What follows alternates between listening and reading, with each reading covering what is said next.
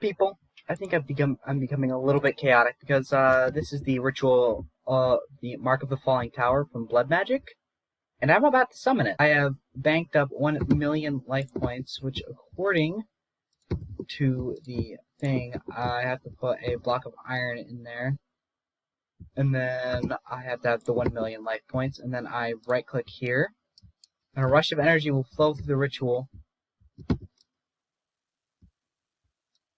leaving me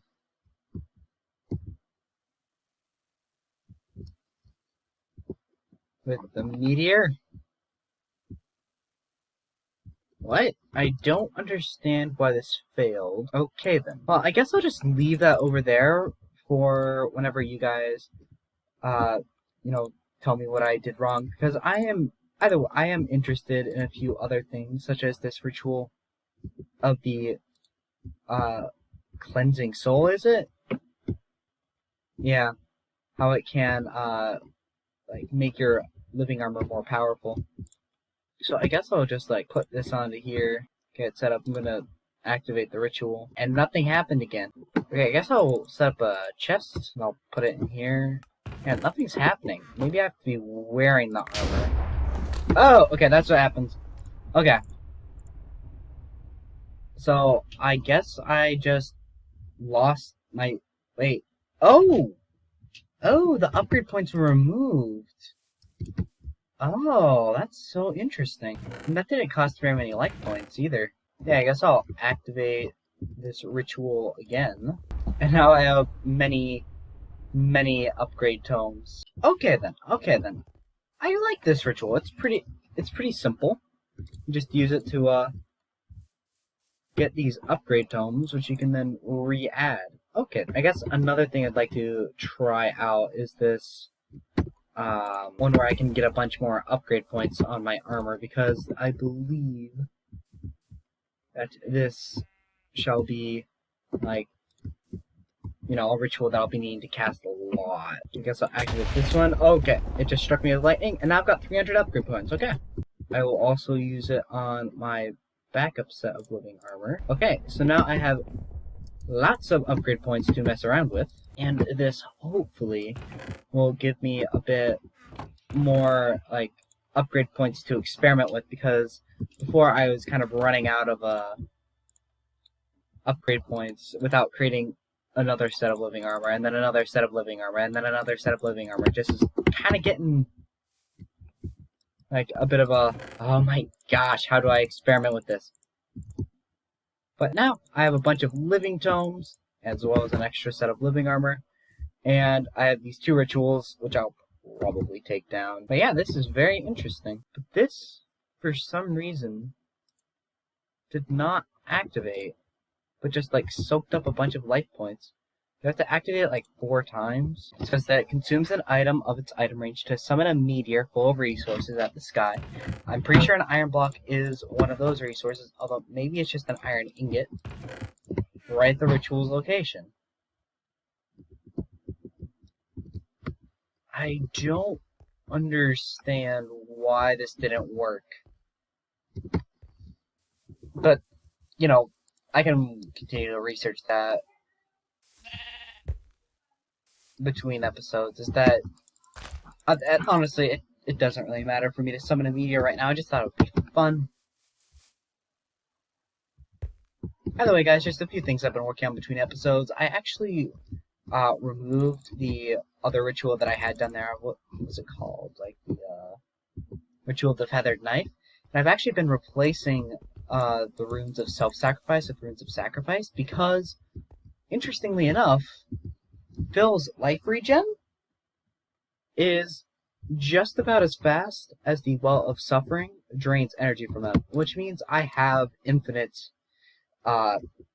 energy here, meaning that you know, sacrificing is significantly less efficient than, say, having Phil sit here and letting the Well of Suffering do its thing. It does drain a point every time that it saps a little bit of energy from Phil, but the amount of energy that it gains, let's see, it gets like It varies. It varies. It seems to be between many numbers. However, the important thing about this is that I have essentially unlimited life points now. It just will take me a really long time to get those. So I'm actually thinking of creating a second construct just to sit down here and be drained by the other ritual. Because, sorry, not the other ritual, the Well of Suffering, just because, you know, Phil here, while extremely good at filling up the well, is not powerful enough to run completely on his own, unless I were to maybe replace all of these with self-sacrifice runes. However, one other thing that I am potentially thinking of doing is trying out some of the new runes. Because at this point, I can create displacement runes, Rune of the Orb, and charging runes, all of which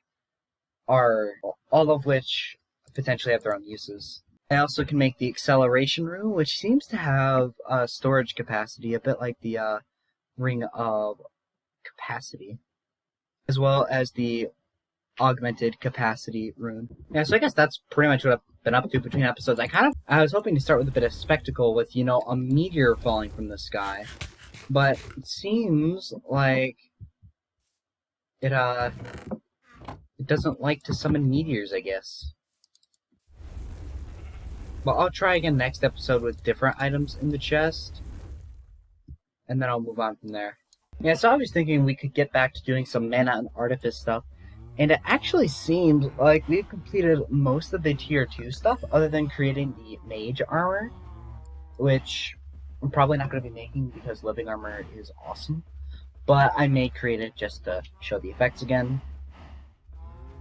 I haven't made a charcoal print of a scribed rune. That would be helpful if I wanted to start automating rune forging. And applying a patch to the practitioner's pouch actually would be a good idea to do at some point, as well as crafting the mana crystal.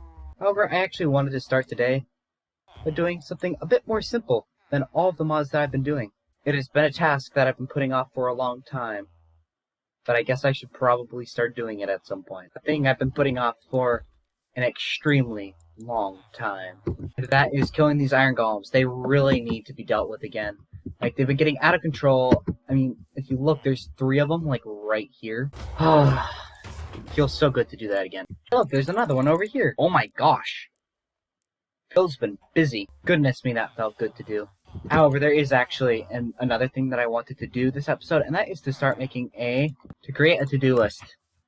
Because I do feel like my episodes have been very chaotic by nature, and I kind of want to improve that. So, first of all, one of the first things I want to do is make a to-do list.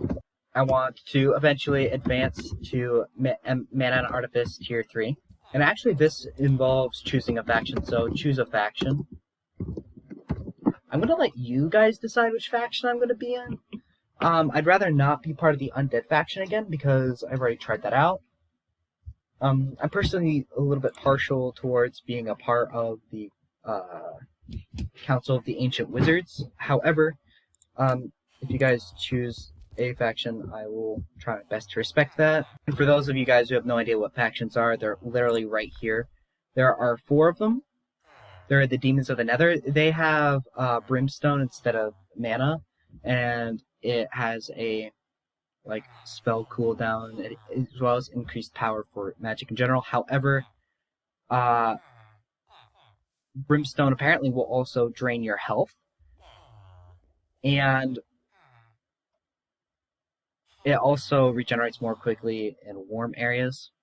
And most of these abilities are based around being in the Nether and immunity to fire. The Fey Courts are more like support spells, which will make enemies leave you alone. The Ancient Wizards will essentially increase your spell casting power, and the Undead faction will replace mana with souls. However, I guess consuming souls for food is a thing. Yeah, I don't know what that is, souls for food, but I know that they don't regenerate at all, which is annoying, and it's also like the hardest one play as because you are an undead creature. However, based on that brief description, you guys can choose which one you guys want to try out. I also do briefly cover the factions in my faction overview video. However, I don't know if it's still accurate to this version of the game. Trial is making more complex constructs. Right now I've been sticking to just the more simple ones, but no, eventually I'm going to have to expand my horizons. I also want to make an iron farm. Those are just so helpful. Similarly, a villager trading hall. The main reason why I want to make this is so then I can have access to the ender pearl trade, because ender pearls are used to create a lot of stuff. Yeah, so the practitioner pouch patches, this is the one that I like the most, the depth one. And it requires a moat of ender, which moats of ender require 2 ender pearls each, which is ridiculous. And the thing I'm hiding all the way over here is build a house. I'm not good at building in the slightest. However, I do feel like with all these magic systems and stuff, there probably is a variety of blocks. I do know that people like building. So, you know, I probably could try to do this at some point. And the last thing is the rune experiments, as in like the rune of the orb and whatnot for blood magic. I just kind of want to mess around with that to see what they are. And I did intentionally not include, check out every single spell, because you guys can see, like, there are, like, so many components here. I'm definitely not going to be able to do that. A few things I would recommend trying out are the divination one. It gives you essentially, like, the ability to see nearby orbs. Not orbs, ores. Transmute, I guess, is another somewhat useful one. It create some of the arcane stone, as well as the transmuted silver. However, I can just craft that through normal means. Summon Anvil seems like another interesting one. It gives you essentially unlimited use of Anvil, but it does require Phantom Membrane. And if you do use the Book of Rote, I do recommend Slowfall a lot, because that can be combined with Fling to pretty much take no fall damage from that. However, I haven't really needed to do that, so I don't intend to do so. Like, ooh, this do. Wait. I can't. Can I make him fly?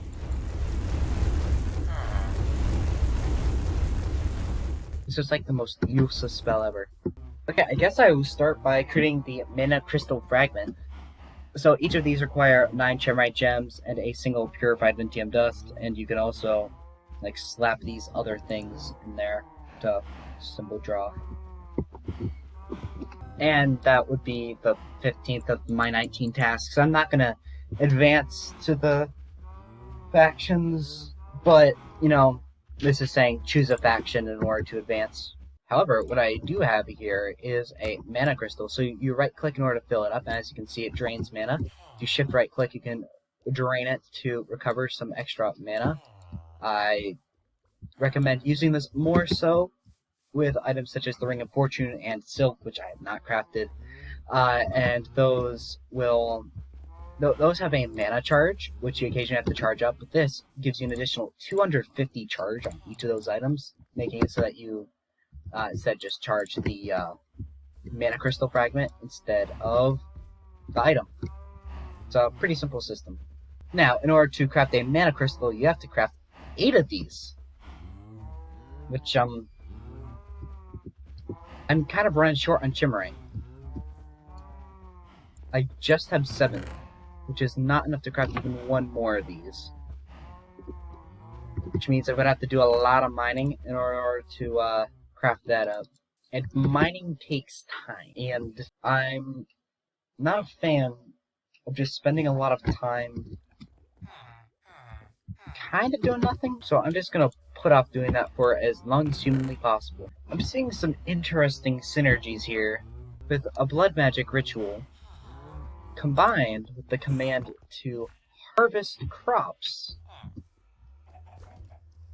Sorry, I probably would have them instead plant the crops. Wait, watering crops. Oh! Okay, I now know what I need to work on between episodes, is making the required constructs. So I just had a bit of an idea. So the idea being that this crop farm up here is entirely manual. Okay, it gives me a lot of crops. Those crops are all manually obtained. However, I can use this ritual of the harvest.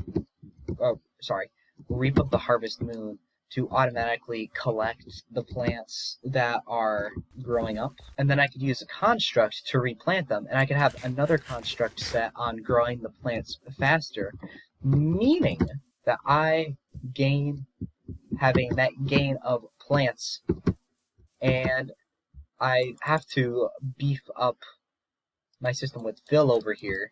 And by that I mean create more sacrifice runes, or give him a friend who's also being drained to power up the system. Probably would do the second one because it's kind of cheaper and doesn't take up more of my runes. And then that would give me infinite food, which then I could use to, I guess, never starve. I guess I'm already not starving, but I could also trade away the food for emeralds. I'm liking this. Okay. I'll have to work on that between episodes. However, that's kind of all the time I have for today. So I hope you guys enjoyed this episode. I mean, it was kind of me just floundering about, because I honestly expected something big to happen when I summoned a stinking meteor from the sky. But then the game decided to not summon a meteor from the sky. That's kind of what all my preparation of this episode went into, was summoning a meteor. But I guess, I was able to get 2 pieces of gunpowder. Hope you guys enjoyed, and I will see you guys next week.